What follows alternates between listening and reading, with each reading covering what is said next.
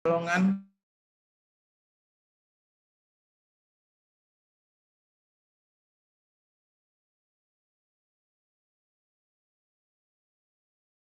itu.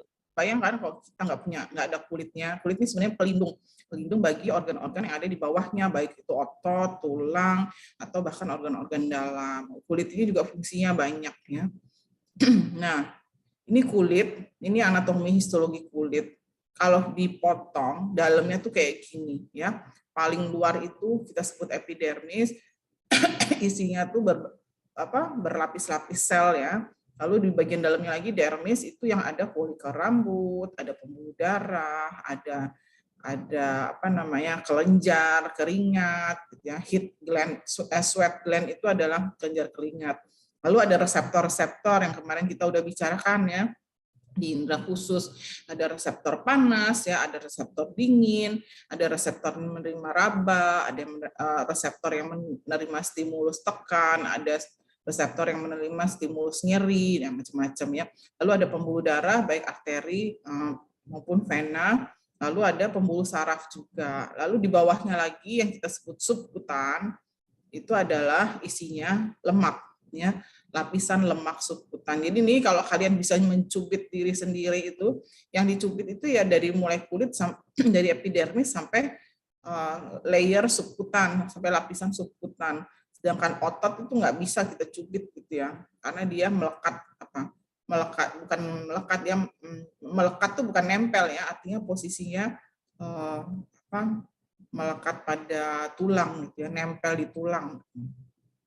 Jadi nah, lapisannya tadi ya epidermis, dermis, dan subkutis.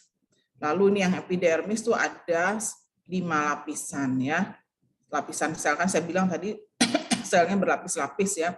Ada stratum corneum paling luar atau lapisan tanduk, stratum lucidum, granulosum, spinosum, dan basal. Lalu yang dermis tadi isinya adalah tadi ya pembuluh darah, folikel rambut, terus ada saraf, ada pembuluh darah, lalu ada termasuk ada otot-otot di mana di folikel rambut ya.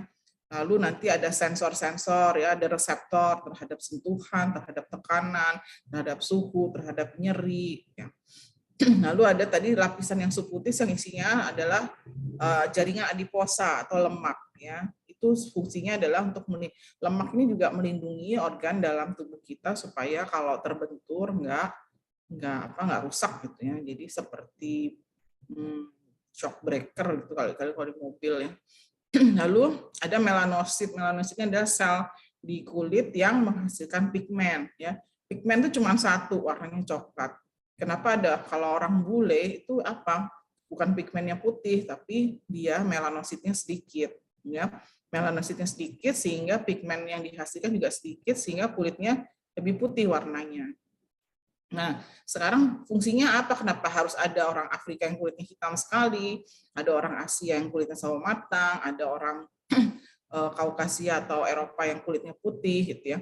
Kenapa? Karena si melanosit ini menghasilkan melanin atau pigmen melanin yang fungsinya adalah menyerap atau melindungi tubuh dari radiasi sinar ultraviolet ya.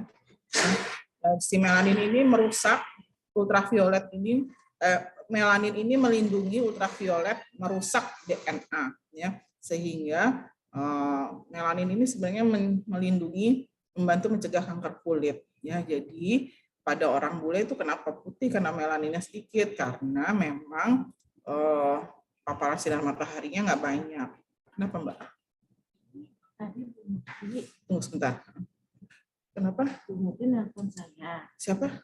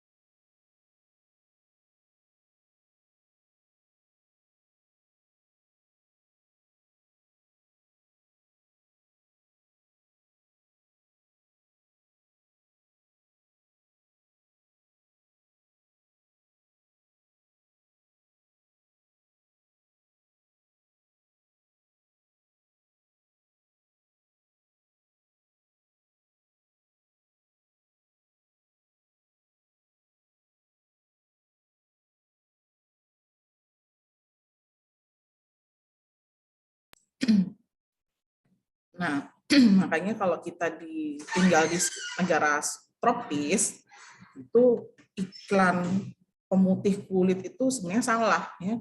Namanya juga negara tropis, mataharinya dari Januari sampai Januari lagi itu tinggi ya. Maka kita butuh yang namanya melanin untuk melindungi tubuh kita dari radiasi ultraviolet supaya tidak terjadi kanker kulit. Jadi kanker kulit ini paling sering pada orang-orang yang terpapar sinar matahari berlebihan, misalnya pada petani dan lain-lain gitu ya. Tuh makanya justru kalau di negara tropis tuh kita pakainya sunblock gitu ya, bukan pemutih kulit, bukan zat-zat yang membuat melanin ini melanosit ini tidak menghasilkan melanin. Makanya kenapa orang Afrika hitam? Ya karena di sana paparan mataharinya luar biasa. Itu untuk mekanisme tubuh untuk melindungi gitu ya. Itu intinya tuh seperti itu. Ya, jadi buat yang perempuan jangan tergiur oleh kosmetik atau skincare yang bikin putih ya.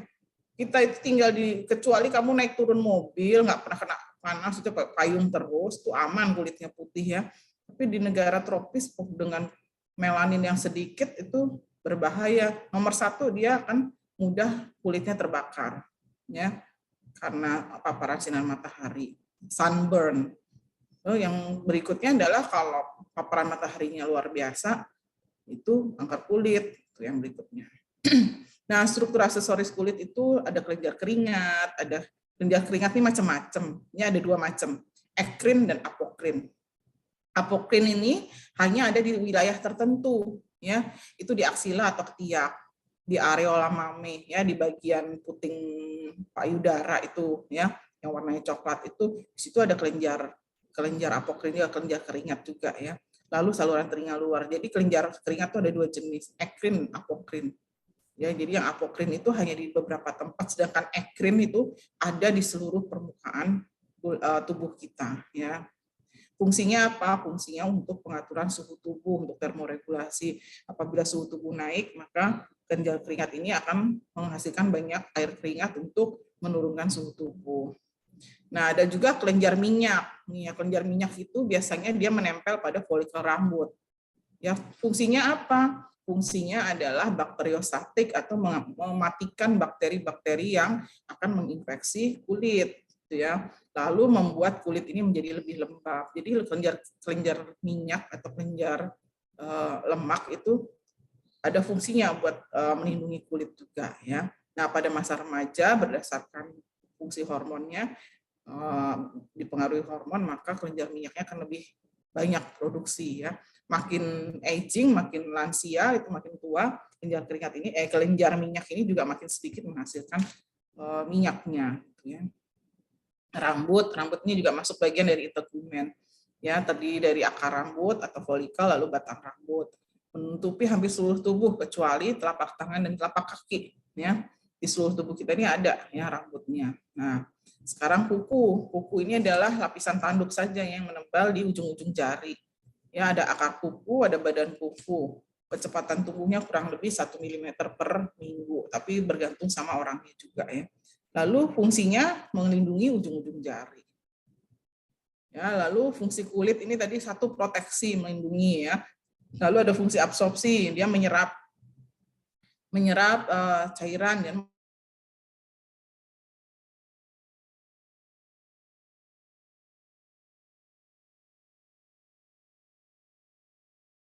makanya ada obat-obatan yang sifat mengandung air.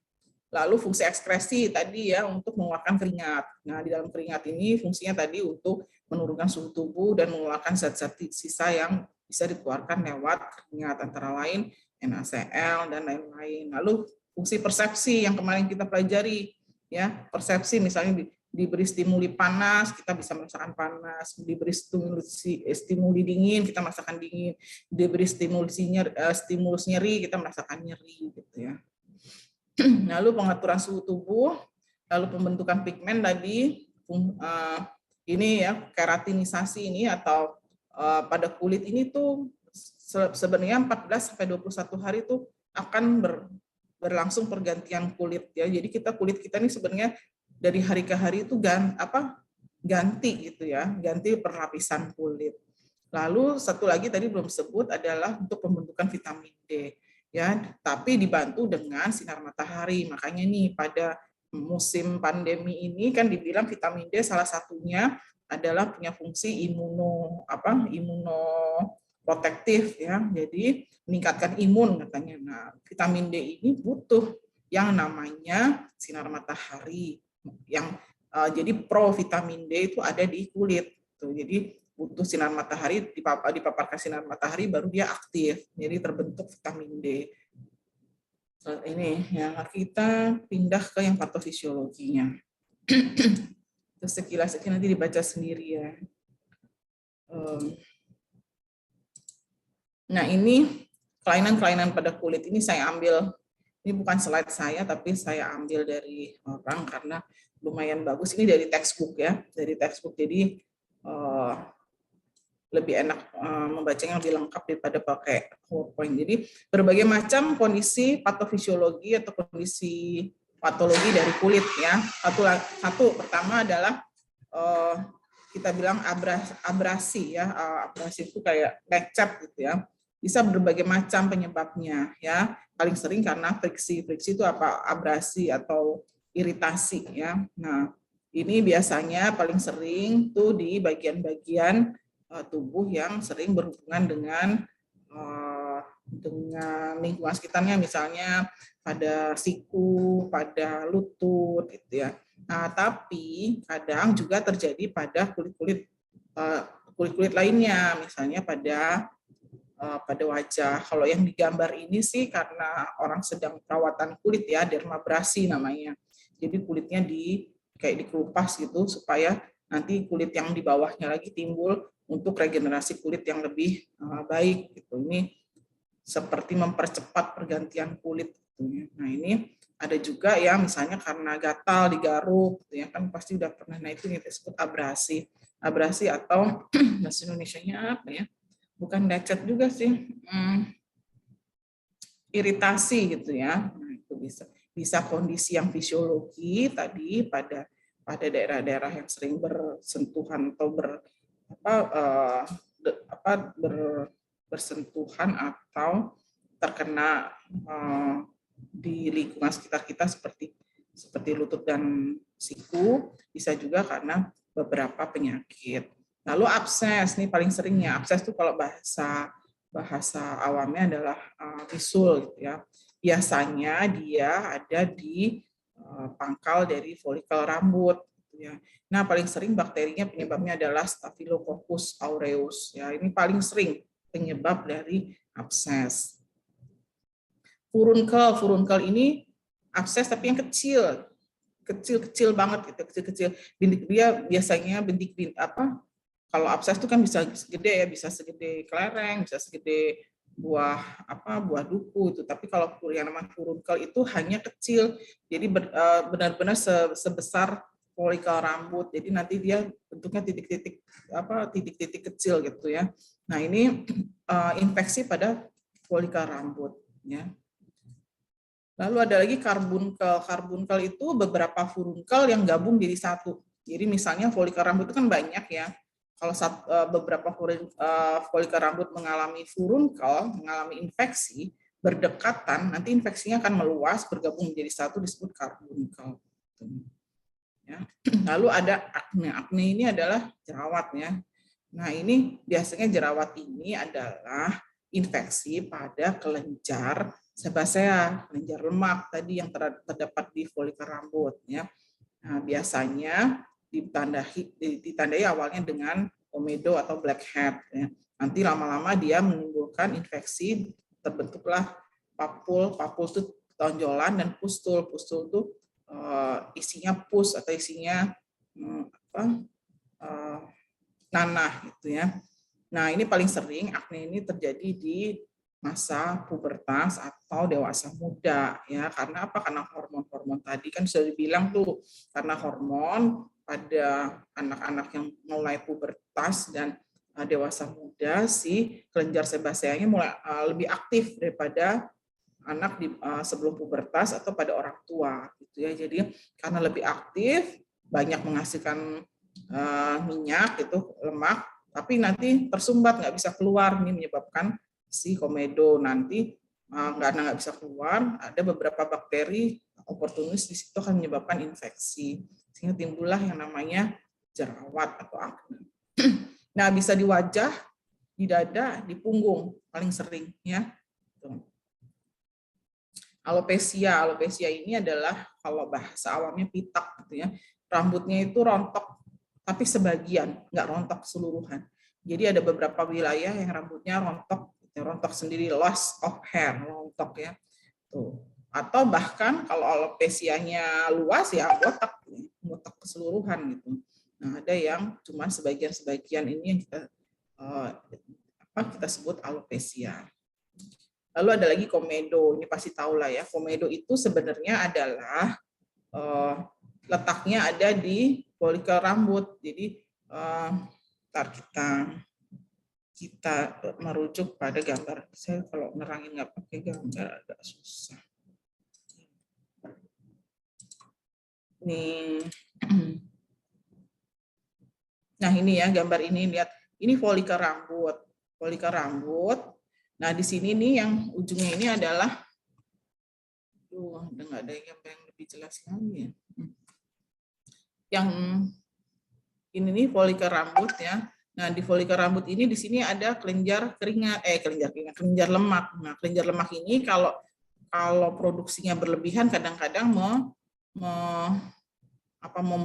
memblokade atau menyumbat ini nih, di sini disumbat sehingga di dalam sini timbul infeksi ya, timbul infeksi nanti, maka yang disebut kalau cuma satu kita sebut furunkel, kalau banyak folikel rambut kita sebut karbunkel. Nah, yang namanya jerawat pun sama ya, akne itu sebenarnya juga sama ini ya, di kelenjar di folikel rambut, sini ada kelenjar minyaknya menyumbat membentuk komedo, di dalamnya infeksi.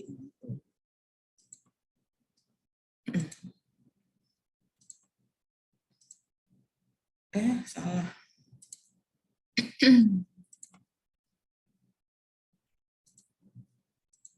Nah, ini komedo tadi ya, komedo yang jadi adalah yang tersumbat ya, yang disumbat oleh kelenjar lemak, produksi dari kelenjar lemak tadi. Nah, sekarang kista. Kista itu adalah satu tumor tapi yang nggak padat gitu ya. Dia ada kantongnya dan di dalamnya biasanya isinya cairan. Bisa cairan yang sifatnya cair, serous, atau yang kental atau mukus, atau semi fluid ya, mukus, atau yang solid bahkan ya. Nah, ini biasanya terdiri dari sebum. Sebum itu kelenjar minyak tadi ya, minyak hasilnya kelenjar minyak itu disebut kan kelenjar sebasea atau kelenjar minyak menghasilkan minyak atau sebum. Nah, ini sama nih ya, ini mudah mengalami infeksi. Ya. Lalu ada lagi eksim. Kalau eksim ini pasti tahu ya, eksim ini adalah kondisi hipersensitivitas pada kulit.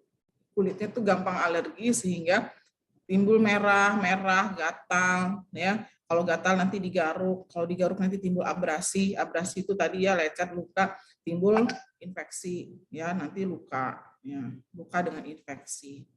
Nah, ini yang bisa akut, bisa kronik, gitu ya, eksim. Lalu hemorrhage ini adalah perdarahan, ya perdarahan itu biasanya tadi kalau ada luka atau abrasi sampai nis di mana ada pembuluh darah. Jadi kalau kita garuk itu nggak keluar darah, cuma putih, itu berarti cuma sampai epidermis. Tapi kalau digaruk sampai timbul darah itu berarti lukanya atau abrasinya mencapai dermis yang ada pembuluh darahnya. Contusion ini memar ya. Kenapa sih kalau kepentok itu ada memarnya? Karena tadi ya di lapisan dermis ada pembuluh darah. Nah, kalau kepentoknya lumayan berat itu, maka pembuluh darah di dermis akan pecah sehingga timbullah gambaran darah yang keluar dari pembuluh darah ya, itu yang kita sebut memar atau kontusi. Lalu ekimosis. Ekimosis ini sama ya. Ekimosis ini sebenarnya seperti halnya tadi seperti halnya ini kontusi atau memar ya, dia adalah perdarahan di bawah kulit juga, tapi dia biasanya tanpa penyebab ya, pecah pembuluh darahnya sehingga timbul seperti merah, biru awalnya biasanya merah dulu ya, terus lama-lama dia akan kehitaman. Nanti lama-lama akan memudar. Ini sama, ini juga memar. Kayak tadi. Petechie itu perdarahan yang kecil-kecil ya. Kalau tadi tuh memar tuh besar ya, kontusio dan ekimosis tuh ukurannya besar. Kalau petechie ini minut tuh kecil, pinpoint, titik-titik.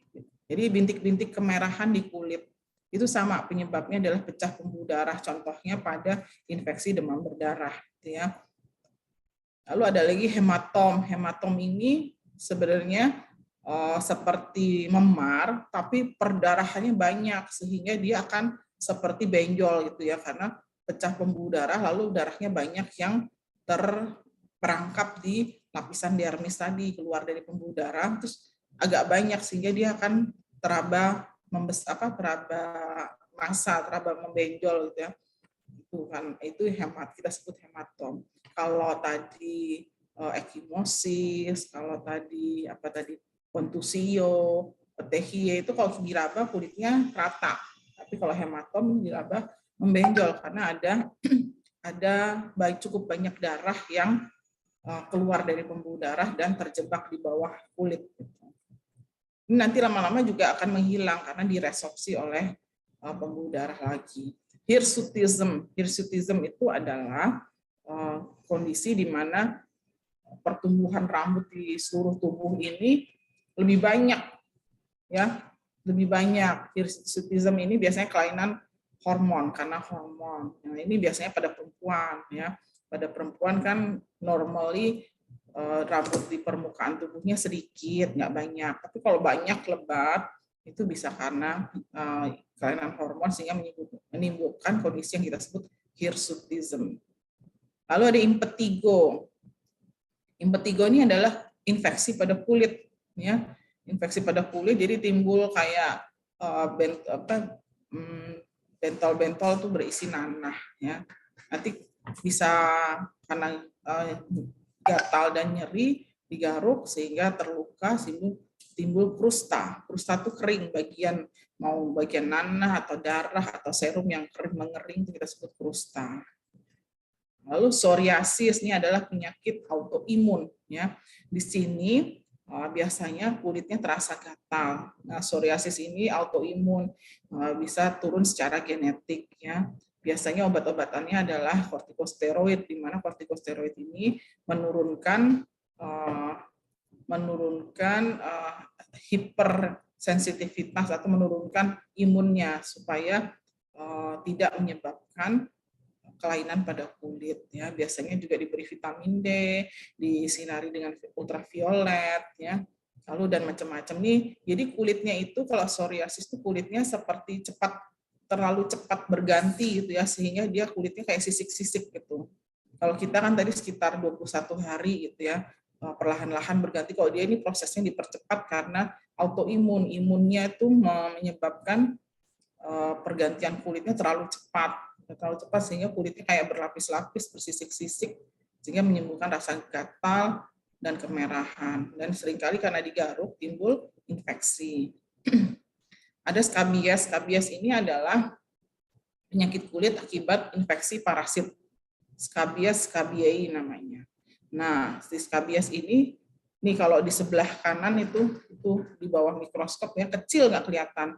Ya, biasanya gatalnya malam hari timbul gatalnya. Ini lesinya dari luar kelihatan cuma merah-merah gini, tapi kalau didekati itu seperti ada terowongan. Jadi si parasit ini masuk ke dalam epidermis, lalu dia di epidermis itu bikin terowongan gitu. Terus nanti bertelur sepanjang terowongannya, memperbanyak dirinya gitu ya.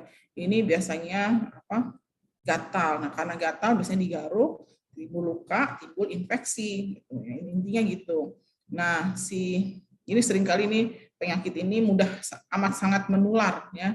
Ini sering banget di anak-anak yang tinggal di asrama atau tinggal bareng ya.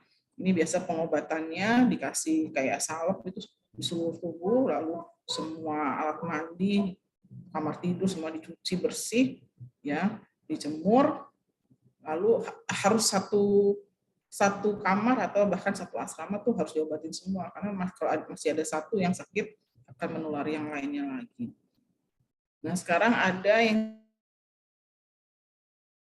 kita sebut lesi kulit banyak ya. Lesi kulit itu bisa primer, bisa sekunder. Nah, yang primer itu ini ada yang primer. Primer itu adalah kelainan pada kulit yang awal mulanya timbul ya. Jadi dia dulu makanya disebut primer. Misalnya papul, apalagi ya makula, nanti kita pelajari berikutnya. Lalu kalau sekunder itu artinya setelah ada lesi primer, gara-gara ada lesi primer timbullah lesi sekunder. Ya. Tuh, misalnya karena tadi kayak eksim tadi ya, karena hipersensitivitas, pembuluh darah yang melebar, lalu kulit tampak kemerahan, itu kita sebut lesi primer. Lalu lesi sekundernya adalah karena gatal, garuk, timbul luka, lalu infeksi, itu kita sebut lesi sekunder.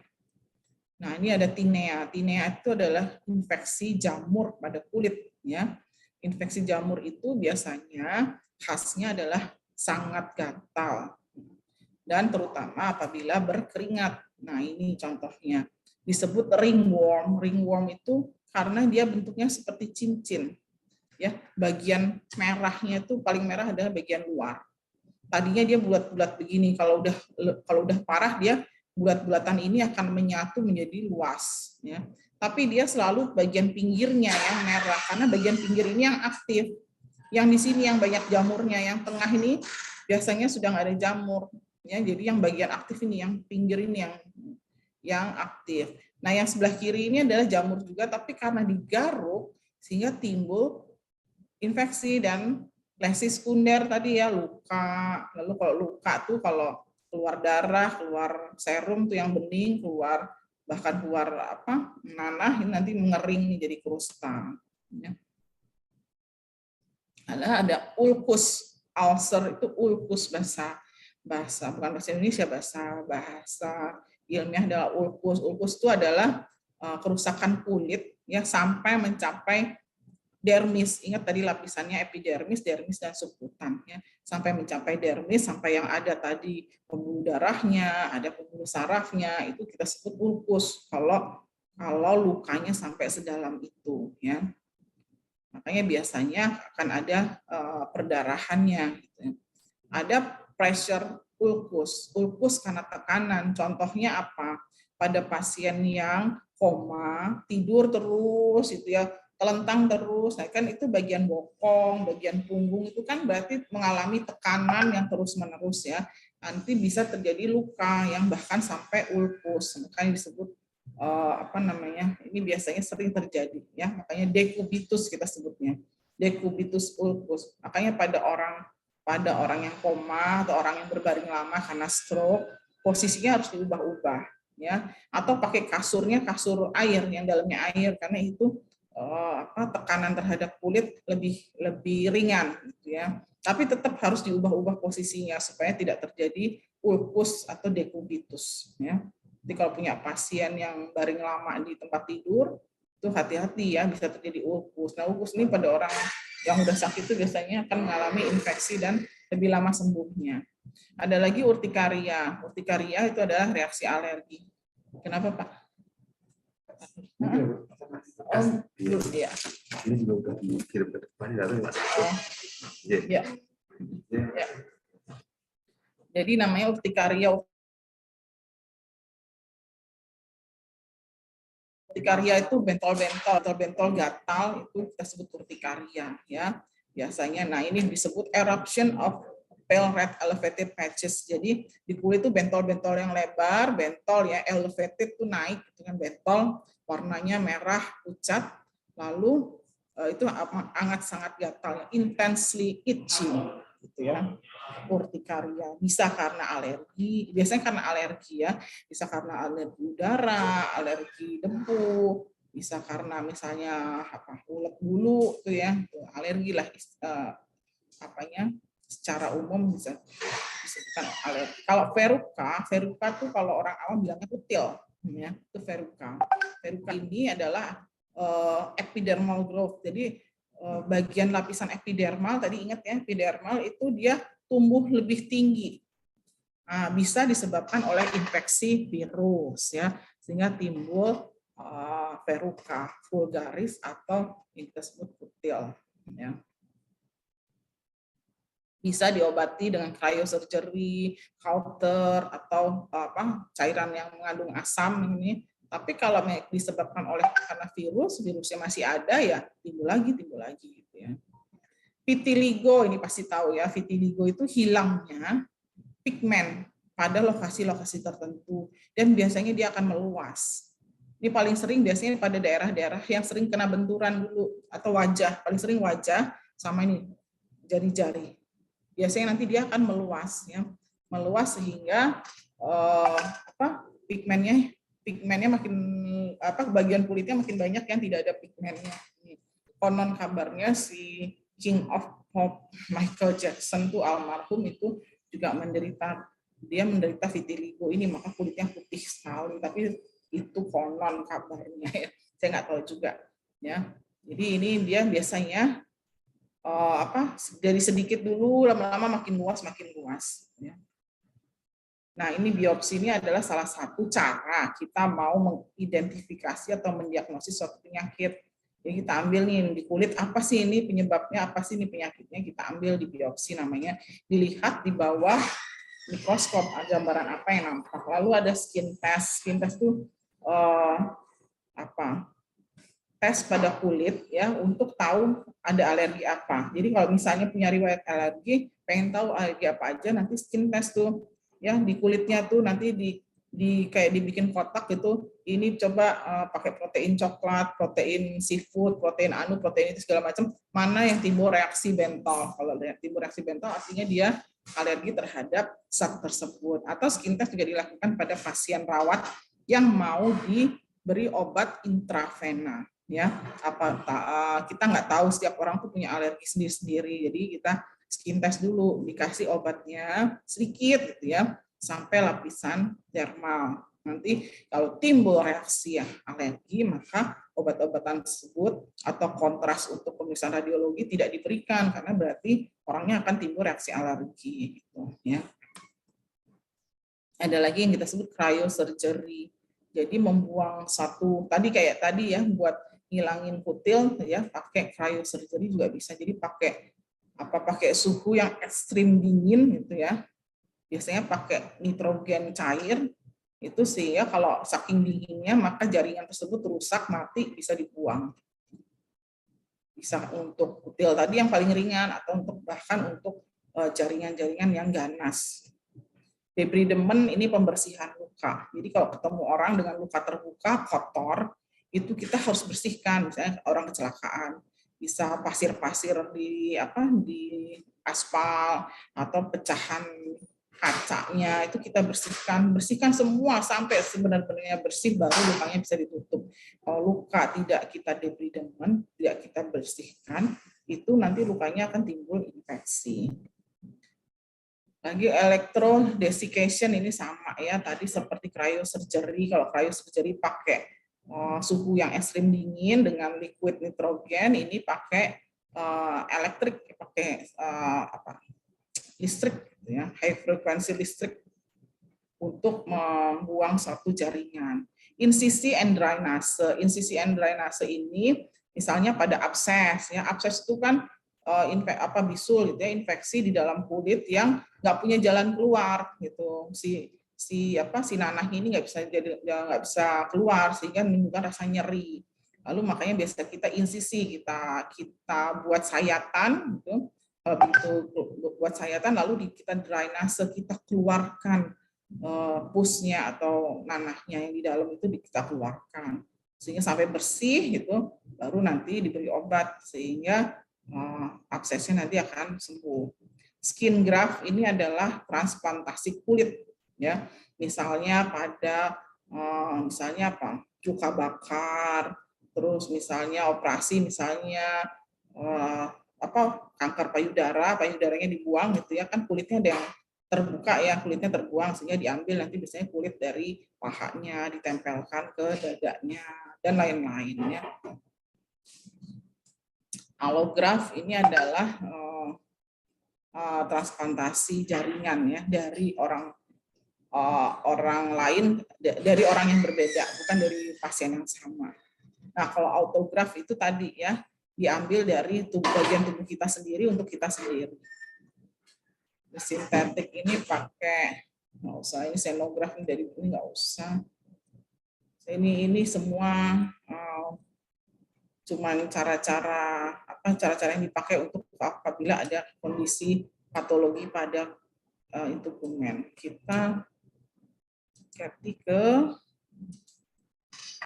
muskuloskeletal. Mudah-mudahan keburu. Muskuloskeletal. Jadi tadi integumen, sekarang kita ke muskuloskeletal. Nah, muskuloskeletal ini seperti kita ketahui ya, muskuloskeletal itu terdiri dari otot rangka dan tulang ya.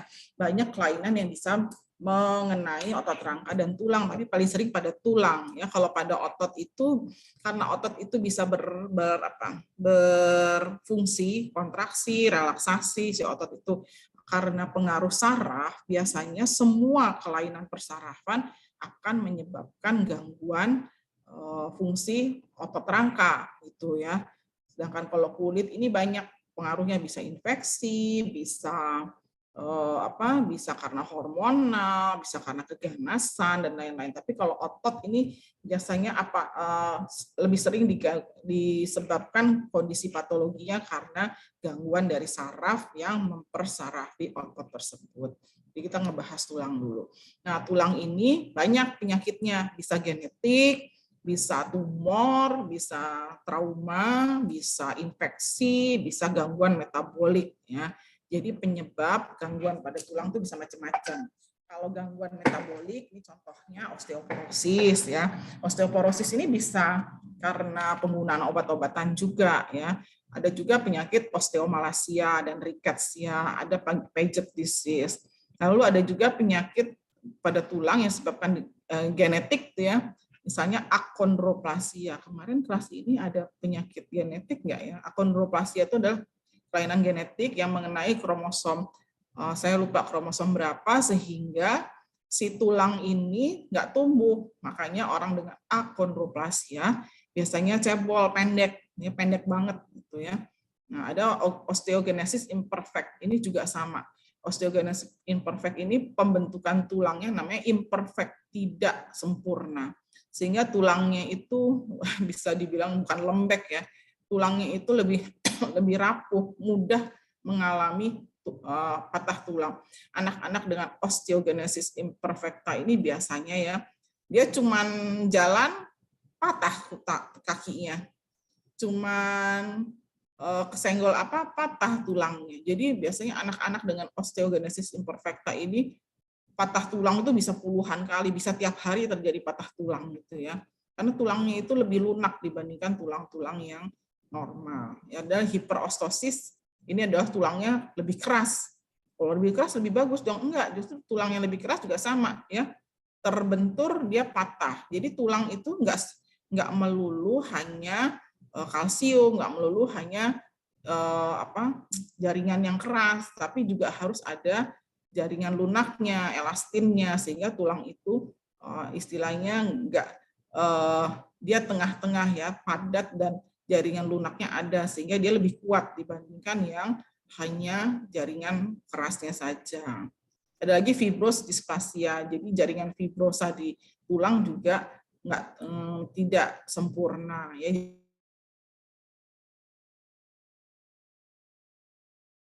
Jadi di tulang tuh banyak. Lalu ada lagi penyakit pada infeksi pada tulang, kita sebut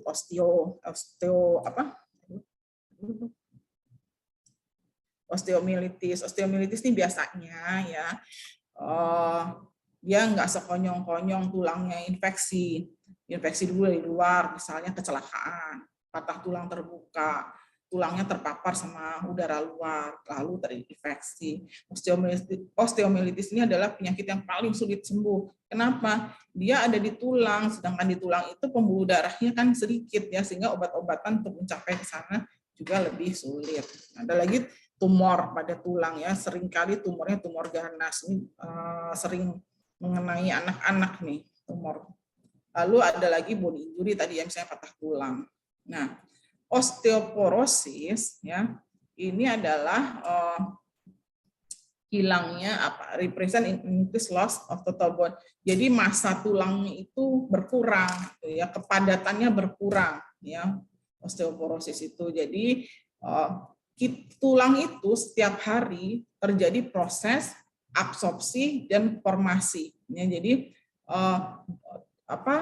di dalam tulang itu terjadi pembentukan tulang dan penyerapan zat-zat yang ada di dalam tulang. Jadi terus terjadi supaya apa? Sebenarnya mengganti materi tulang itu selalu dengan yang baru sehingga kuat. Gitu. Ini harus terjadi. Nah, pada osteoporosis ini nggak imbang, lebih banyak terjadi absorpsi ya. Materi tulangnya itu terabsorpsi, dihancurkan daripada dibentuk. Nah, ini biasanya sih secara normal terjadi pada orang dengan orang lansia ya. Tapi biasanya kalau makanya pada lansia dianjurkan untuk banyak bergerak. Orang yang banyak bergerak ini terjadi balance antara absorpsi dan formasi tulang. Ya, pada orang yang jarang bergerak, jarang olahraga, ini pada masa tuanya ini akan terjadi imbalance antara absorpsi dan formasi, sehingga pada orang tua akan timbul osteoporosis. Enggak semua orang tua ya, ingat. Lalu pada wanita-wanita, pada perempuan menopause ini juga akan timbul osteoporosis. Nah, ada lagi yang kita sebut tadi osteomalacia. Osteomalacia itu tulangnya melunak, softening of bone due to inadequate mineralisasi. Jadi karena tidak cukupnya mineralisasi pada tulang ya, sehingga tulangnya akan mengalami defisiensi kalsium dan fosfat. Kan penyakit yang disebut osteomalacia dan rickets. Ini juga tulangnya jadi mudah fraktur, mudah patah. Lalu ada juga Paget disease. Paget disease ini rusaknya jaringan tulang ya, karena karena suatu penyakit ya, karena penyakit ini Paget disease, jadi destruction, ini jaringan tulangnya, matriks tulangnya ini mengalami kerusakan ya. Itu biasanya pada tulang-tulang panjang, tulang belakang ya, tulang kepala. Ada lagi, nah ini osteoporosis, ada yang idiopatik, itu terjadi pada anak-anak pada usia muda, tidak diketahui penyebabnya apa ya, atau pada perempuan-perempuan yang postmenopausal atau setelah menopause.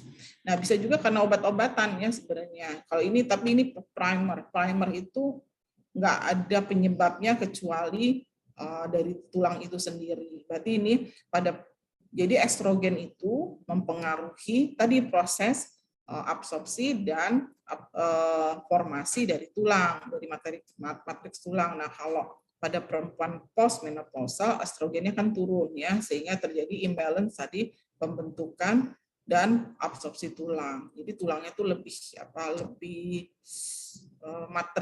matriks tulangnya lebih nggak padat, jadi nggak padat.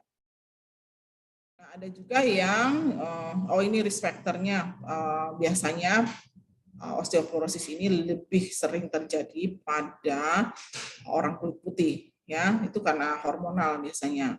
Lalu pada jenis kelamin paling sering pada perempuan ya. Lalu reduce physical activity, kalau aktivitas fisiknya kurang, itu juga faktor risiko terjadinya osteoporosis nih. Buat kalian yang masih muda, ingat ya, jadi olahraga itu juga penting untuk nggak cuma kesehatan jantung, tapi juga kesehatan tulang. Ya. Defisiensi hormon seks itu estrogen, misalnya pada orang dengan menopause. Ini makanya pada perempuan lebih sering. Ya. Lalu defisiensi kalsitonin dan estrogen. Kalsitonin itu adalah hormon juga. Ya. Nih, hiperparatiroidisme ya, karena berlebihnya kerja dari hormon paratiroid. Lalu defisiensi vitamin D. Ya, jadi kalau orang osteoporosis itu nggak semata-mata vitamin D dan kalsium, ya banyak, ya kan suka oh karena biar nggak osteoporosis minum susu, biar nggak osteoporosis minum suplemen vitamin D, padahal nggak melulu berdua itu ya, bisa karena genetik, bisa karena menopause, bisa karena tidak melakukan physical activity gitu ya, atau misalnya tadi ini local factors ini ya, jadi si apa di tulangnya sendiri ya, di tulangnya sendiri lebih sering terjadi absorpsi daripada pembentukan, sehingga materi tulangnya itu lebih kurang padat. Nah, osteoporosis yang sekunder itu bisa karena macam-macam, seringnya obat ya.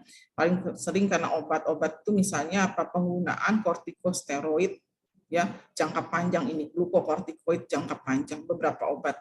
Nih, aluminium containing antacid, yang suka minum obat mah tanpa dosis, tanpa kontrol ya.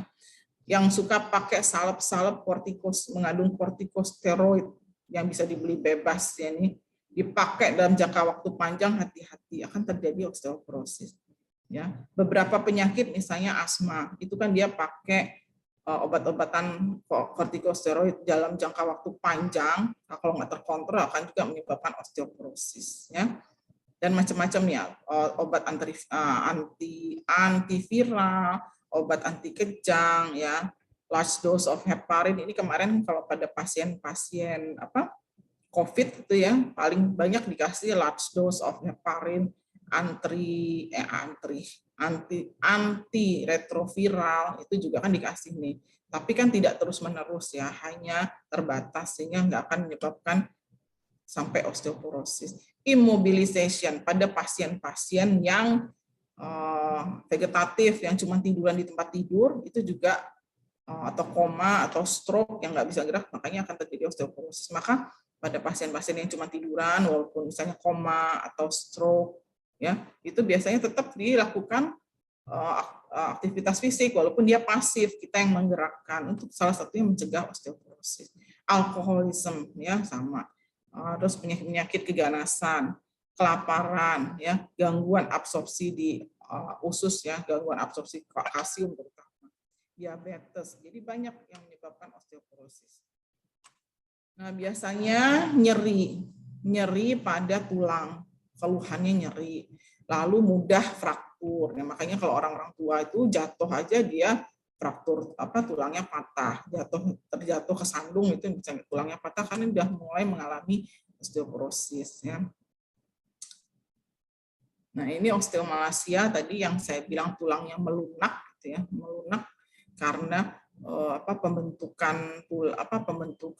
materi tulangnya berkurang ya. Ini bisa karena tidak cukupnya asupan kalsium ya, atau tidak asupan kalsiumnya cukup tapi waktu penyerapannya terganggu bisa. Lalu bisa juga defisiensi vitamin D ya, macam-macam nih penyakitnya, penyebabnya ya. Atau selain defisiensi kalsium juga defisiensi atau kekurangan fosfat ya. Nah, ini sama nyeri tulang ya, lalu mudah terjadi fraktur, hampir sama dengan osteoporosis ya. Lalu kalau mengenai tulang belakang nanti bisa terjadi kifosis ya, jadi tulang belakangnya bentuknya berubah gitu ya. Ada Paget disease sama. Paget disease intinya kalau pada tulang tuh tulangnya menjadi lebih rapuh ya. Apapun penyakitnya dia akan menjadi lebih rapuh. Nah, ini sama nih Paget disease, dia penyerap resorpsi materi tulangnya berlebihan, eksesif ya, sehingga dia tulangnya menjadi lebih lemah itu.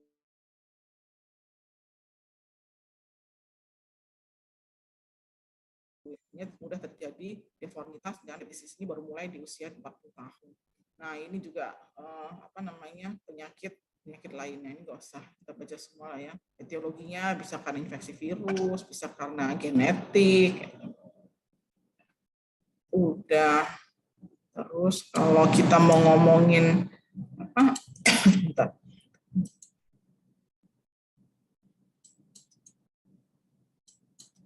ngomongin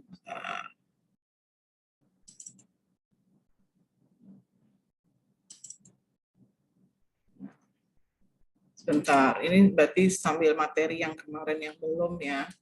Kan gangguan sistem persarafan. Itu juga biasanya salah satu gejalanya kalau mengenai otot dia akan timbul gangguan otot. Nah, ini otot dan saraf ini ya seiring nih, otot dan saraf itu seiring. Ada beberapa penyakit kita sebut neuropati, miastenia gravis, distrofi muskular, dan miopati ya.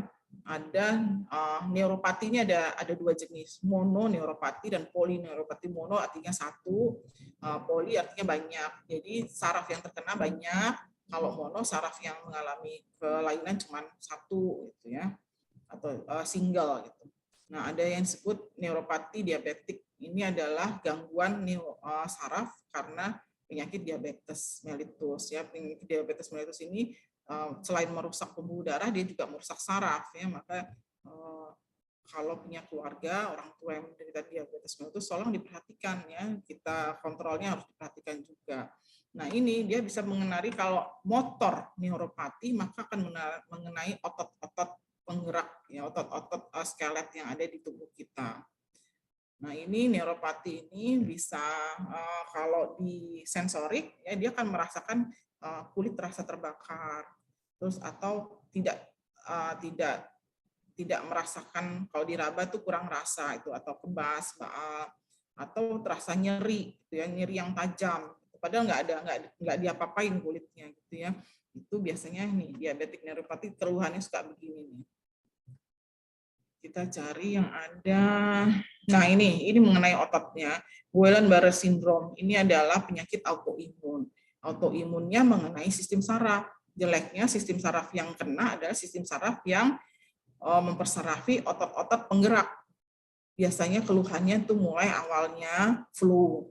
Habis flu tiba-tiba tuh jari-jari kaki sulit digerakkan. Terus nanti lama-lama dia rasa otot kakinya kayak seperti pegel. Lama-lama otot kakinya lemah. Lama-lama kayak lumpuh. Dia ascending, naik tuh. Kelumpuhannya jadi naik. Yang bahaya tuh apa? Kalau naiknya dari kaki naik sampai ke otot diafragma. Padahal otot diafragma ini untuk bernafas. Kalau sampai kena otot pernafasan, maka dia harus pakai ventilator karena dia nggak bisa bernafas. Guillain-Barré ini apabila ujungnya bisa menjadi kematian. Bisa juga sih nggak sampai atas ya. Namanya juga autoimun, suka nggak jelas progresivitas penyakitnya. Nah, ini yang paling bahaya adalah may affect muscle of respiration. Bisa mengenai otot-otot pernafasan. Ini yang bahaya ini. Kalau udah kena otot pernafasan lumpuh, maka orangnya nggak bisa bernafas. Jadi harus dibantu dengan ventilator. Nah, miastenia gravis ini juga kelainan pada otot. Ini juga penyakit autoimun. Autoimun yang mengenai otot ya, sehingga si otot ini ototnya itu tidak bisa berkontraksi karena autoimunnya tadi ya, antibodi imun tubuh ini menempati reseptor asetilkolin di neuromuscular junction. Neuromuscular junction itu pertemuan antara saraf dan otot, neurosaraf, muskular otot. Jadi otot ini bisa bergerak karena diberi listrik oleh saraf. Nah, saraf itu waktu mau nempel di otot namanya neuromuscular junction.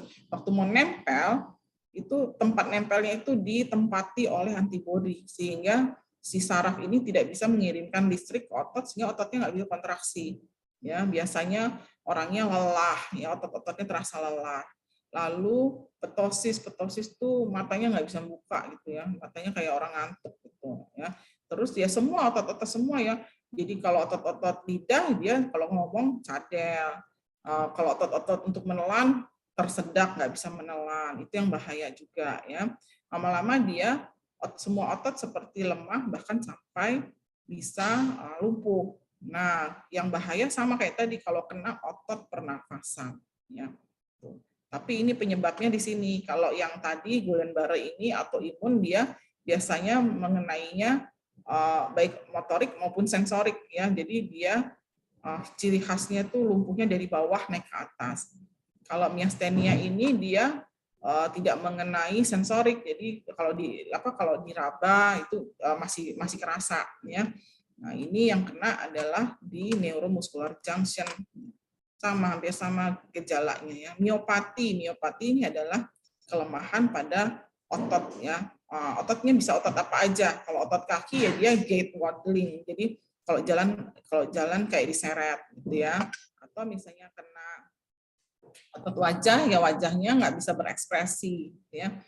Miopati ini biasanya tidak diketahui penyebabnya. Ada lagi polimiositis. Mio tuh ototnya.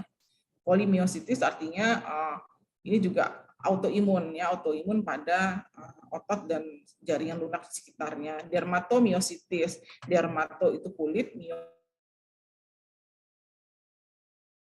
itu otot, berarti ini infeksi pada otot dan kulitnya. Ini biasanya karena keganasan. Lalu ada lagi miositis sama ya.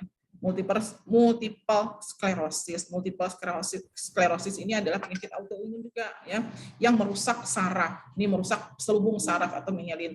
Jadi saraf itu ada pembungkusnya ibarat kabel itu ya, kan ada plastiknya tuh yang bungkus kabel biar nggak nyetrum kemana-mana. Nah ini pembungkusnya itu dirusak oleh sistem imun kita, sistem imun pasiennya, sehingga si saraf yang tidak punya pembungkus ini, tidak punya myelin ini ya akan nggak bisa berfungsi. Jadi otot-ototnya akan lemah. Ini lama-lama bisa terjadi kelumpuhan. Nah, Parkinson ya, Parkinson ini juga sama. Kalau dia terjadi di otak ya, jadi di otak ini bagian yang untuk alat memerintahkan otot-otot kita, alat gerak ini untuk bergerak, dia terjadi degenerasi ya, rusak sendiri ya. Nah, biasanya paling sering itu onsetnya sekitar usia 60 tahun, tapi bisa terjadi sebelumnya ya. Nah, biasanya terjadi akinesia, nggak bisa gerak. Rigidity itu rigid, kaku, kalau jalan kayak robot. Jadi kalau jalan persis kayak robot ya. Terus tremor ya, tremor terus menerus ya.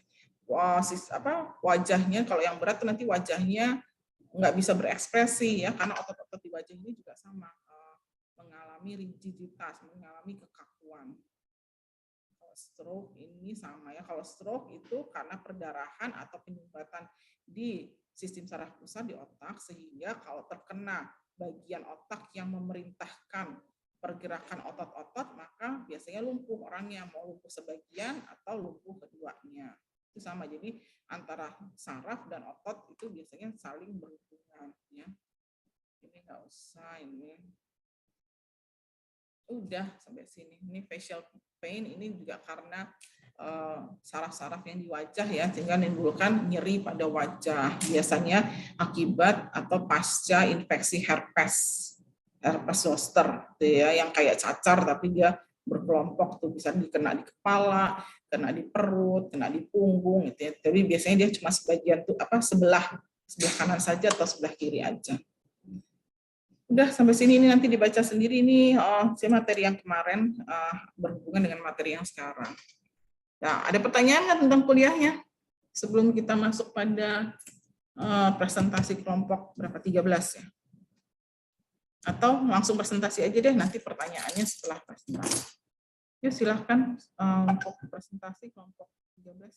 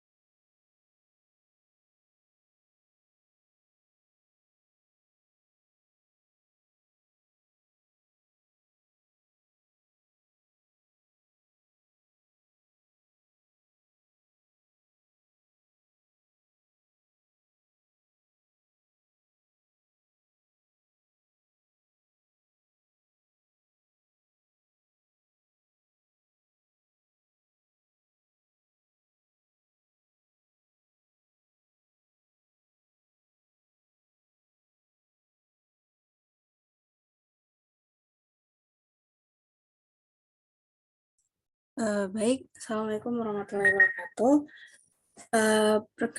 Kita dari kelompok 13 ingin mempresentasikan tentang pathophysiological in the musculoskeletal and integumentary system. The member of this group is Shazwina Salsabia and me, Talita Fadihulima. The table of content in this presentation is first, musculoskeletal system, the anatomy and pathophysiological, and second is integumentary system, the anatomy and pathophysiological. Okay, the first is musculoskeletal system. Anatomy of musculoskeletal system is the function main from the musculoskeletal system is for support and protect body and organs as well as for to the motion. Jadi fungsi dari musculoskeletal system itu untuk membantu dan melindungi tubuh dan organ sebaik mungkin untuk melakukan pergerakan. So that all body could working normally, each substructure should work normally. Six substructure main forming the musculoskeletal system, among others, is tendons, ligament, fascia or warp, cartilage, bone joints, and muscle. Tendon, ligament, fascia, and muscle often called networks of, while bone joints required for most movement among segment body.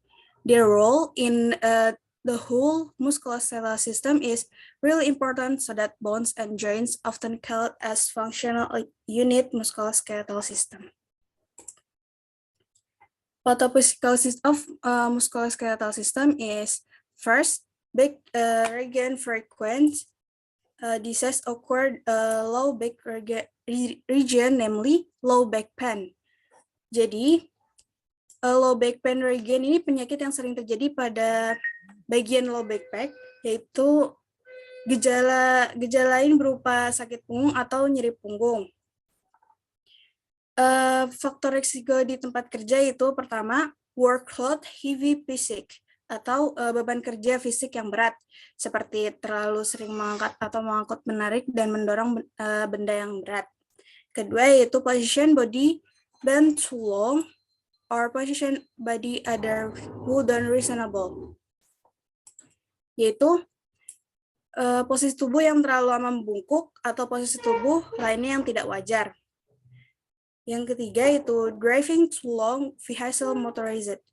Terlalu lama mengendarai kendaraan bermotor juga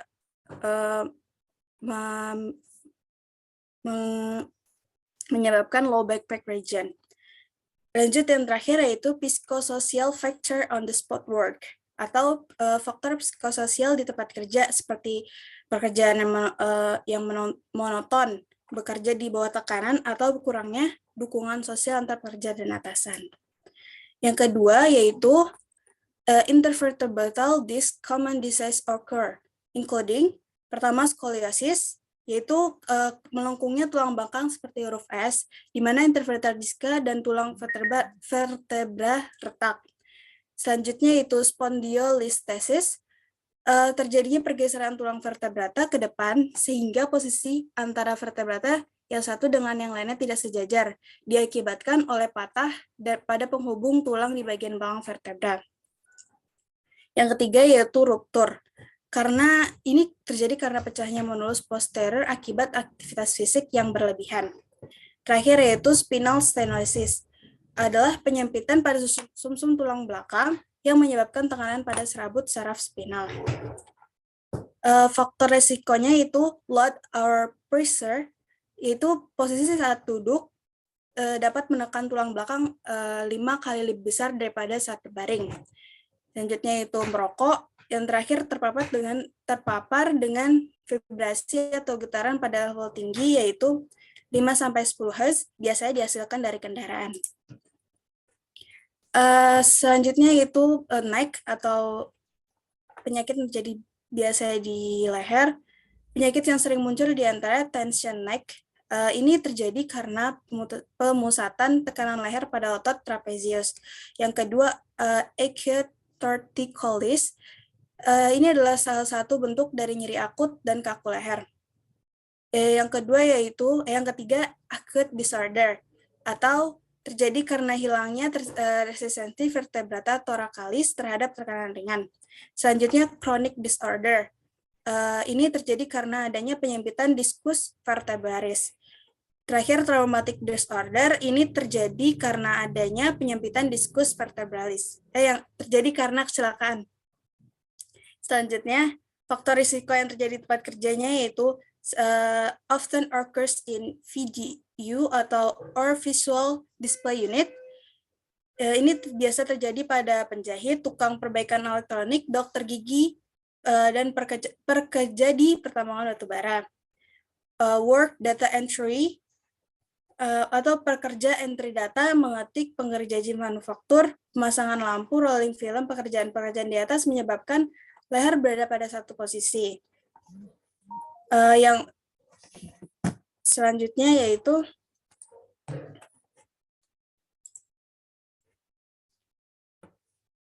elbow frequent disease happen, yaitu pertama epicondylitis atau kondisi yang sangat menyakitkan, di mana otot yang menggerakkan tangan dan jari bertemu dengan tulang. Selanjutnya yaitu olecranon bursitis atau peradangan yang terjadi di olecranon bursa, kantong cairan di bagian dorsal siku karena trauma berulang kali dan infeksi. Yang ketiga yaitu osteoarthrosis, yaitu kerusakan kartilago di siku. Ini jarang terjadi pada orang usia 60 tahun ke bawah. Faktor resikonya yaitu pekerjaan yang menggunakan pergelangan tangan dan jari secara berulang dan penuh tenaga. Penggunaan peralatan atau pekerjaan manual yang berat secara intensif, misalnya di pertambangan dan konstruksi, vibrasi, dan juga trauma. Ini yang terjadi di shoulders. Penyakit yang sering terjadi di tempat kerja. Rotator cuff disorder and biceps tendinitis, yaitu di mana terjadi peradangan pada tendon dan member sinovial. Shoulders joint and acromioclavicular joints osteoarthritis, yaitu penurunan komponen kartilago dan tulang pada penghubung dan intervertebral disc. Faktor resikonya, pekerjaan yang sering mengangkat menaikkan tangan dengan durasi yang panjang, misalnya pada industri otomotif, menggerakkan pergelangan tangan dan jari secara berulang dan sepenuh tenaga, misalnya pada penjahit. Ketiga yaitu mengangkat benda berat dan menggunakan peralatan berat, misalnya pada pekerjaan konstruksi. Terakhir yaitu melakukan gerakan fleksi dan abduksi secara berulang, misalnya pada pelukis, tukang kayu, dan atlet. Penyakit lainnya yaitu primary fibromyalgia, yaitu penyebab penyakit ini tidak diketahui, ditandai dengan rasa yang lelah menyerang pada pagi hari dengan gejala lemas, kaku, dan bengkak pada jari. Yang kedua yaitu rheumatoid arthritis, penyakit rematik yang juga menyerang pada tulang persendian, kebanyakan terjadi pada wanita berumur 30-50 tahun. Penyebabnya tidak diketahui dengan gejala bengkak pada sendi-sendi jari, kelemahan pada kaki, dan demam rendah. Yang selanjutnya yaitu gout or sore veins. Ini terjadi karena adanya gangguan metabolisme sehingga menyebabkan peradangan pada sendi, terutama pada laki-laki. Selanjutnya yaitu osteoporosis. Ini adalah penyakit kelainan pada tulang yang ditandai dengan menurunnya massa tulang, kerusakan tubuh dan arsitektur tulang sehingga terjadi mudah patah. Ini juga terjadi karena kurangnya intake kalsium, kebiasaan merokok, konsumsi kopi, dan berat badan di bawah rata-rata. Cancer bone atau kanker tulang sering menyerang anak kecil dan remaja, penyebabnya juga tidak diketahui. Yang terakhir yaitu osteomyelitis. Ini infeksi tulang karena bakteri, jamur, atau virus. Risiko meningkat pada penderita diabetes. Selanjutnya akan dilanjutkan oleh teman saya. Baik, selanjutnya itu integumentary system. Next.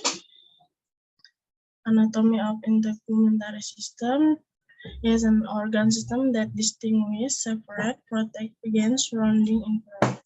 Includes skin, hair, nails, sweat glands, and product sweat or mucus. The skin has many functions which are useful in maintaining the homeostasis of the body.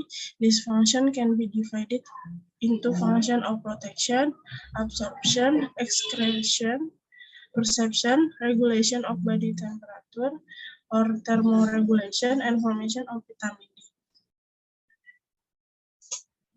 Next, pathophysiology of integumentary system. One is scabies. Scabies is caused by a tick or the bacterium Sarcoptes scabiei. Jadi scabies itu disebabkan oleh kutu atau kuman Sarcoptes scabiei. Morphologically, Sarcoptes scabiei is small meat with an oval shape, with a convex back and a flat belly, dirty white and unleavened, dirty white and has no eyes. So according to the group, scabies is a skin disease caused by infection with parasitic bacteria, which is easily transmitted from human to human, from animal to human, or vice versa, can affect all race and group that exist on this earth. Synonym of this disease are scabies, is like kudik, gudukan, and akugo. This scabies disease is an infectious disease caused by the itchy head lice Sarcoptes scabiei. The lice enter the skin of the stratum or stratum corneum, forming canaliculi or strike or winding tunnels 0.6 to 1.2 centimeters long. Next. Second is burns. Burns are injuries to the skin and other epithelial tissues.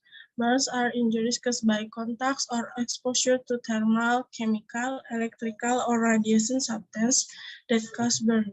Burns are trauma to the skin caused by high heat.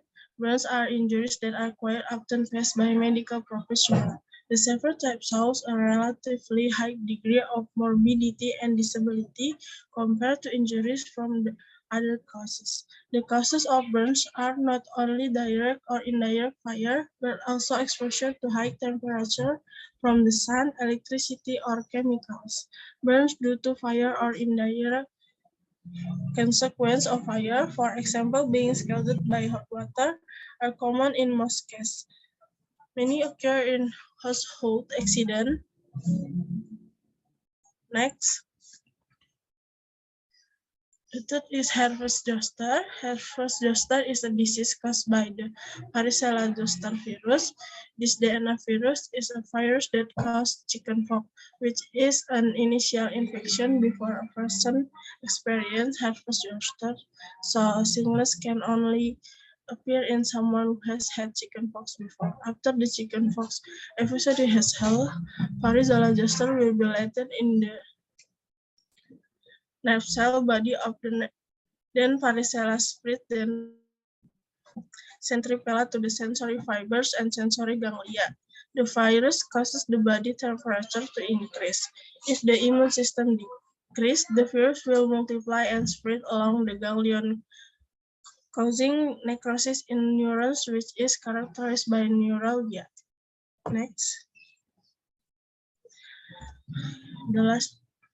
The next is psoriasis. Psoriasis is chronic and recurrent inflammatory skin disease, which is typically characterized by erythematous papules or plaques. Dry will define and covered with thick layer scales, grayish, white or silvery white in color. Exactly cannot be known, but there are several factors that influence, namely, one is genetic or hereditary disease inherited through a dominant gene. two defects in the epidermis. There was an increase in ribonuclease and a decrease in deoxyribonuclease in epidermal cells. 3. Enzyme defects in the skin. In normal epidermis, the process of keratinization takes place within 24 days, whereas in psoriasis, the process takes place in 3 until 4 days. 4. Hormonal is seen mainly in women, but the relationship is not yet clear. In women, the incidence of psoriasis increase at puberty than during the climacteric. 5. Mental stress, especially in adults. 6. Infection is a precipitating factor and a factor that aggravates the onset of psoriasis, usually acute infection, such as tonsillitis. In children, often found psoriasis that occurs 2 weeks after tonsillitis. And the 7 is sunlight. Nations that are often exposed to the sun rarely get psoriasis. Next.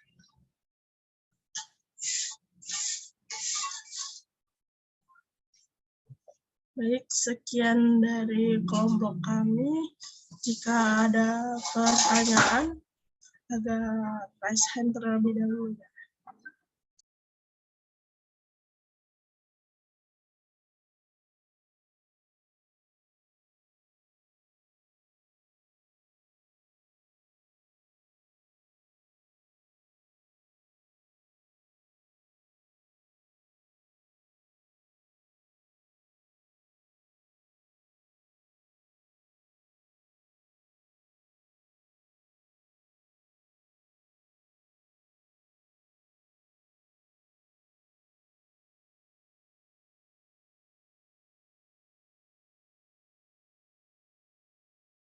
Yuk, ada yang mau nanya enggak?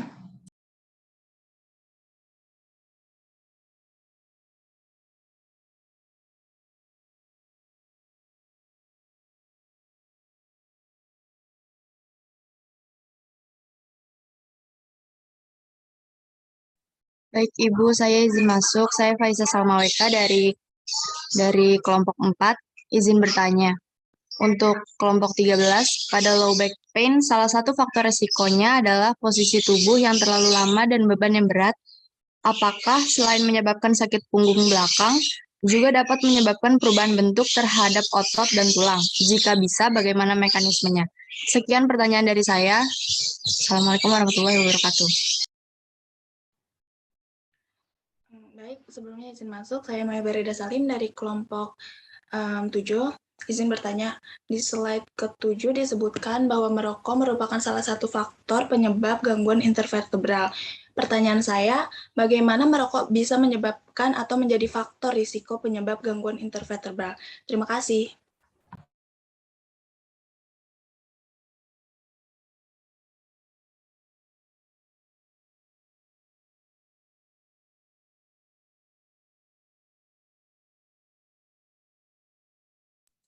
Silakan langsung dijawab.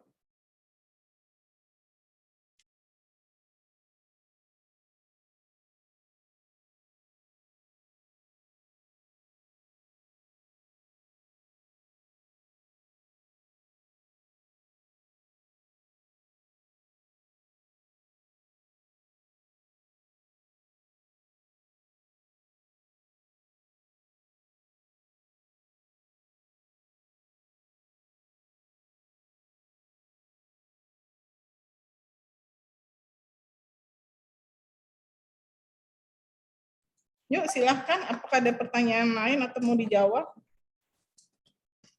Ibu mohon maaf izin. Izin diskusi sama teman kelompok dulu, Ibu. Oh, gitu. Boleh, Bu? Oke. Ya, boleh. Terima kasih, Bu.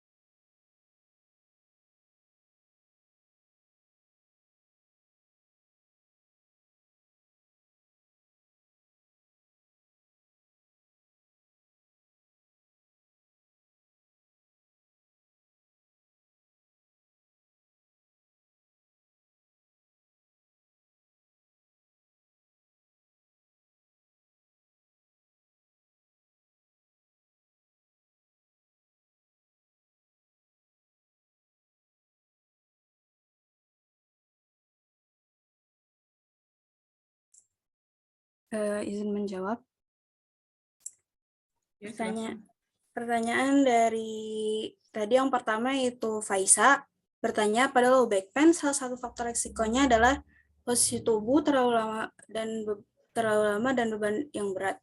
Apakah selain menyebabkan sakit punggung belakang juga dapat menyebabkan perubahan bentuk terhadap otot dan tulang? Jika bisa, bagaimana mekanismenya? Pada low back pain ini kan dia mungkin terjadinya itu karena yaitu kan resiko tubuh duduk terlalu lama dan beban yang berat. Terhadap tulang mungkin posisi bentuk tulangnya udah nggak lurus lagi atau bengkok dan juga bengkok ke depan ke belakang.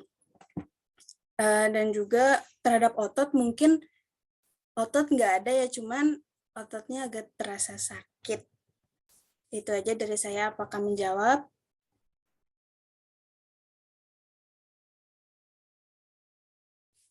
Faisa? Izin masuk.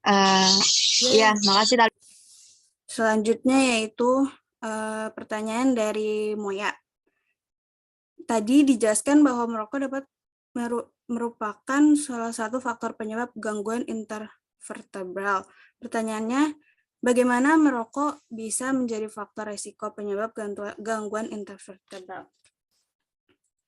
Diskus intervertebralis atau fibrocartilago intervertebralis yaitu terletak di antara vertebra yang berdekatan dengan kolom vertebra.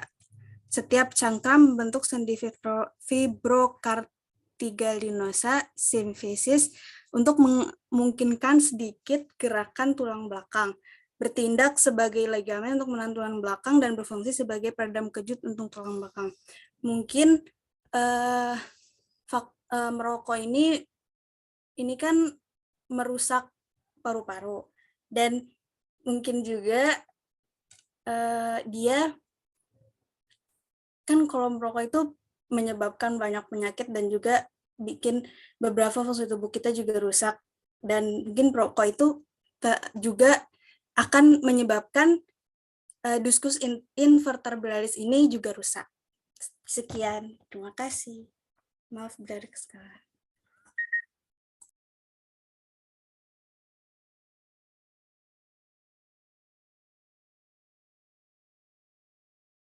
Sebentar, tadi pertanyaannya apa? Selain rokok tadi apa? Gimana tadi saya? Ini Bu, tentang apa? Yang duduk terlalu lama dan apakah menyebabkan perubahan tulang dan otot? Ya, tadi itu sama rokok ya? Iya, Ibu. Udah dijawab semua belum yang duduk terlalu lama udah? Udah, Ibu. Jadi kalau sebenarnya ya jawabannya kurang. Cuma kalau rokok saya belum paham ya. Rokok itu mempengaruhi muskuloskeletal bagaimana. Tapi intinya kalau rokok itu zat-zat toksiknya nomor satu uap panasnya, asap panasnya, terus itu bisa merusak saluran pernafasan. Lalu zat-zat toksiknya seperti tar, nikotin itu biasanya mempengaruhi, kalau nikotin mempengaruhi saraf, tar itu mempengaruhi dinding pembuluh darah, ya paling sering itu. Tapi kalau untuk muskuloskeletal saya juga kurang paham. Tapi kalau posisi duduk terlalu lama, kalau dia duduknya tidak ergonomis. Kalau duduk ergonomis nggak apa-apa ya.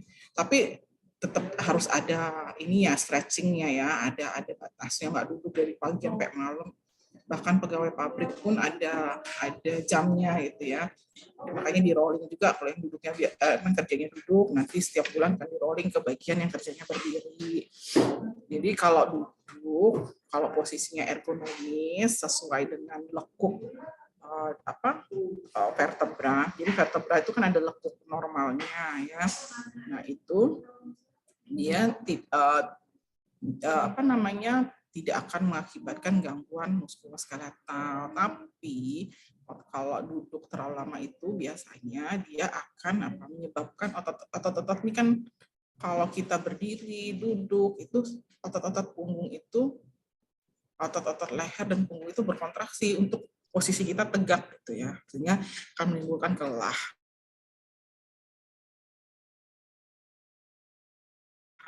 Bisa rasanya enggak, ubah struktur itu biasanya karena ada kelainan di tulangnya seperti tadi ya, misalnya mau osteoporosis, mau paget, mau macam-macam, sehingga si tulang belakang itu lebih lunak dibandingkan materi tulang, matriks tulang yang normal, sehingga kelengkungan tulang belakang akan berubah. Atau kelainan genetik ya, misalnya skoliosis, kiposis, lordosis gitu.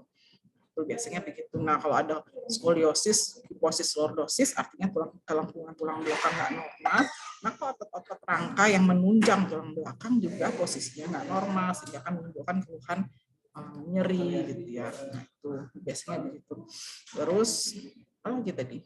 Duduk terlalu lama. Nah, benar tadi di antara vertebra itu ada diskus intervertebralis, diskus intervertebra. Jadi diskus di antara vertebra itu. Jadi dia itu seperti bantalan supaya antara tulang belakang kan ada vertebra torakal 1, torakal 2 sampai 12, lumbal, itu dan segala macam. Itu biar ada bantalannya di antara tulang tersebut. Nah, itu bantalan itu kalau posisi duduknya enggak ergonomis atau misalnya karena obesitas gitu ya, juga si diskus itu akan misalnya tebelnya misalnya 3 cm, dia akan tebelnya menjadi lebih tipis. Terus kalau lebih tipis apakah dia nanti akan menonjol keluar ya. Si diskus ini kan matriks yang kayak lunak ya. Jadi dia akan menonjol keluar dari diskus intervertebralis, maka keluar dari aksisnya vertebra, sehingga dia akan mengiritasi saraf yang dekat situ sehingga menimbulkan rasa nyeri. Itu aja sih. Tapi kalau merokok saya belum tahu pastinya, tapi memang tadi merokok pasti akan merusak jaringan paru, tapi biasanya lebih ke jaringan parunya dulu gitu ya. Lebih ke jaringan parunya dulu daripada ke muskuloskeletal sekitarnya. Udah. Ada lagi pertanyaan? Masih ada waktunya nggak? Waktunya sampai jam 8.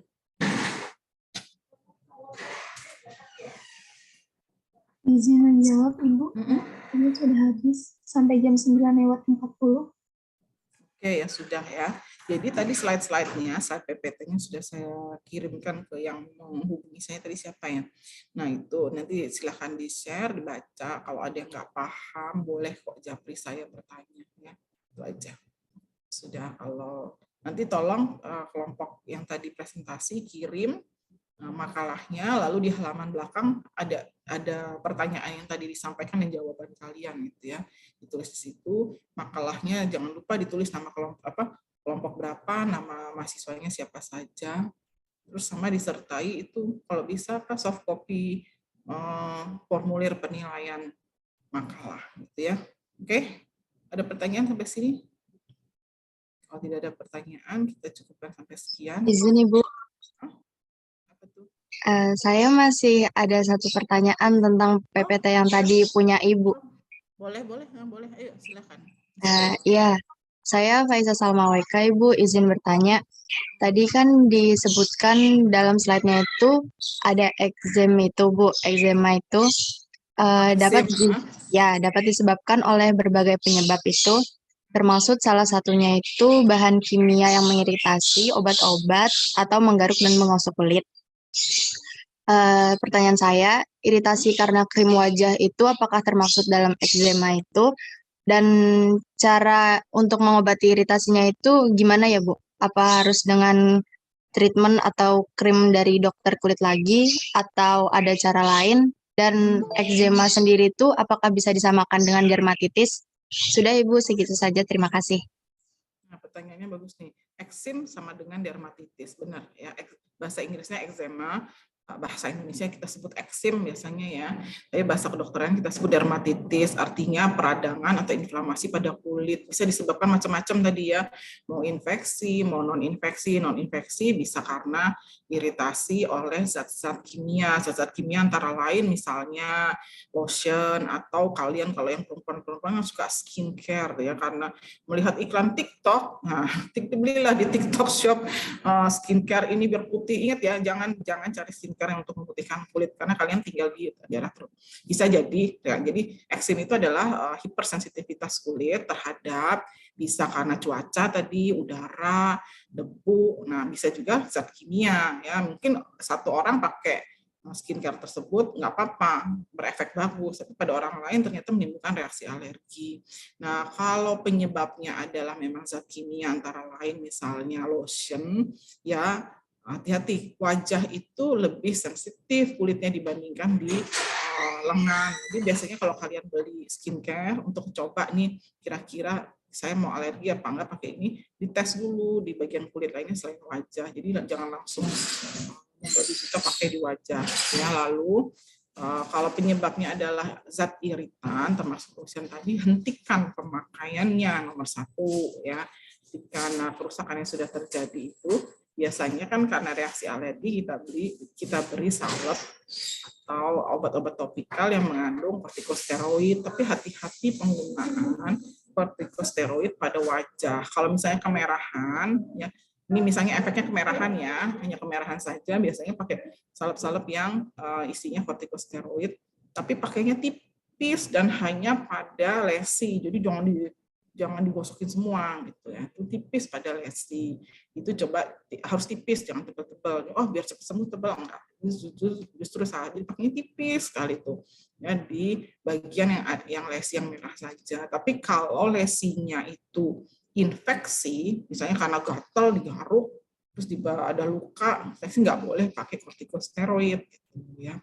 Nah, apabila kerusak alerginya lebih luas, kita biasanya pakai salep juga yang racikan gitu ya. Nah, itu sih lebih baik ke dokter kulit ya kalau misalnya luas, tapi kalau hanya sedikit lesinya, itu kita hentikan pemakaian lotion tersebut, lalu paling pakai salep ya, kalau hanya kemerahan gitu ya, pakai salep yang mengandung kortikosteroid gitu, tapi tipis pakainya. Dan nggak boleh lama-lama. Ingat tadi penggunaan kortikosteroid jangka panjang, termasuk hanya dia obat topikal pun akan menyebabkan osteoporosis. Jadi pakai sedikit. Artinya jadi kalau memakai, ini nasihat saya buat yang perempuan, cewek-cewek, tapi mungkin laki-laki sekarang pakai skincare juga, saya nggak tahu ya. Cowok zaman now mungkin juga ada skincare-nya, menilik sekarang iklan skincare itu banyak kan cowok-cowok Korea. Jadi mungkin cowok-cowok sekarang pakai skincare. Kalau wajah itu lebih sensitif, jadi kalau pakai skincare yang baru, jangan langsung ditemplokin di muka, melihat, oh iklannya Anya Geraldine, ya iya aja dia skincare-nya mahal, jutaan ke klinik yang pakai dokter spesialis kulit. Apakah kamu percaya dia memakai skincare yang bisa dibeli bebas dan harga murah? Mustahil kan. Itu kan logiknya, logic thinkingnya. Jadi kalau mau pakai, ya ada yang murah-murah bagus juga banyak gitu ya. Saya juga pakai skincare yang murah kok, made in dalam negeri lah ya, bukan luar. Itu kita uji cobakan pada bagian ini, kalau tangan nih di bagian volar, bagian dalam nih. Coba beberapa hari, kalau tidak timbul reaksi, kemungkinan kulit wajah juga nggak akan ada reaksi alergi. Pakai dulu tipis gitu ya. Jadi itu caranya supaya kita tahu, karena alergi itu kita nggak pernah tahu kita alergi terhadap apa sampai kita ketemu alergennya gitu ya. Kalau belum ketemu, seakan-akan kita nggak punya alergi apa-apa. Tiba-tiba ketemu lotion yang mengandung zat A, barulah timbul reaksi alergi, baru kita tahu, oh alergi ini, oh alergi itu. Ya. Itu aja sih jawabannya ya. Jadi kalau luas lesi akibat atau dermatitis akibat penggunaan lotion ya, sebaiknya ke dokter kulit, karena nanti biasanya salepnya racik. Ya, bukan salep yang udah jadi gitu. Antara ini dan itu dan ini dengan beberapa persen kandungannya gitu, nanti dijadikan satu salep. Itu aja. Pertolongan pertama juga kalau alergi memerah itu dikompres pakai dingin, pakai air dingin. Itu bisa juga meredakan reaksi alergi. Ada lagi pertanyaan? Ada lagi pertanyaan? Faisa gimana? Baik Ibu, terima kasih jawabannya. Itu nasihat saya ya, kalau pakai skincare hati-hati. Skincare, saya juga pakai skincare murah kok, buatan dalam negeri ya. Nih, dengan skincare tersebut muka saya seperti ini umur 51 tahun. Nampak seperti umur 51 tahun lah, yang pentingnya jangan pakai skincare umur 51 nampak seperti umur 70. Lebih baik pakai skincare 51 umurnya kelihatan muka 51 di rumah. Ya udah. Kalau begitu kita akhiri kuliah hari ini. Sekian. Assalamualaikum warahmatullahi wabarakatuh. Waalaikumsalam. Warahmatullahi wabarakatuh. Terima kasih Ibu.